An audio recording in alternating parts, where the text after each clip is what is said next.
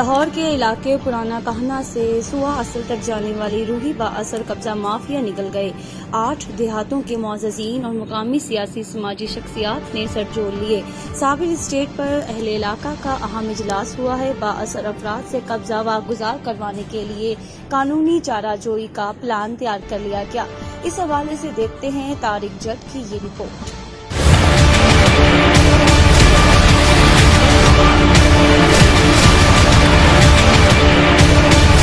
کہنا فیروزپور روڈ کے ساتھ بنائی جانے والی ڈرین بااثر قبضہ مافیا نکل گئے۔ 8 دیہاتوں کے متاثرین نے سیوریج کی بندش کے پیش نظر سر جوڑ لیے۔ جلکے صابر اسٹیٹ پر سماجی رہنما افتخار نتھی اور صابر میو نے مقامی سیاسی شخصیات سمیت معززین کی میٹنگ کا اہتمام کیا۔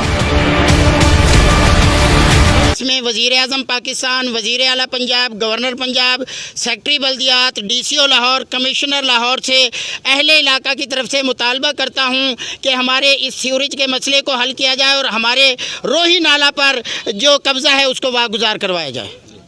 پرانا کہنا سے سوا اصل تک 1972 میں بنائی جانے والی ڈرین با اثر قبضہ مافیا نے فیکٹری اور متعدد ہاؤسنگ اسکیمیں بنا کر قبضہ کر لیا، جن کے باعث 8 دیہاتوں کے سیوریج کے پانی کی نکاسی متاثر ہے۔ اس موقع پر تحریک انصاف لاہور کے نائب صدر حاجی محمد یوسف میو نے کہا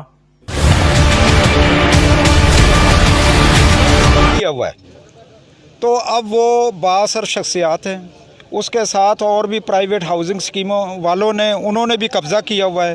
تو گورنمنٹ کا تو پروگرام ہے کہ یہ قبضہ مافیا کو ختم کرانا ہے، تو مجھے امید بھی ہے آپ بھی یہ آگے پہنچائے، ہم بھی انشاءاللہ تعالی اللہ کے فضل و کرم سے گورنمنٹ بھی اس میں پوری سردردی لے رہی ہے، اور انشاءاللہ تعالی ایک ٹائم آئے گا کہ اس کو ہم روہی کو اپنے مقصد میں ہم کامیاب ہو جائیں گے۔ ہمارا یہاں پہ بہت زیادہ مسئلہ ہمیں آ رہا ہے، پوری پبلک کو 2 لاکھ کی آبادی ہے، اور ہم چاہ رہے ہیں کہ یہ جلد سے جلد ہماری روہی نالے کا مسئلہ حل ہو جائے۔ ہم وزیر اعلیٰ پنجاب سے بھی ریکویسٹ کرتے ہیں، پرائم منسٹر صاحب سے بھی ریکویسٹ کرتے ہیں۔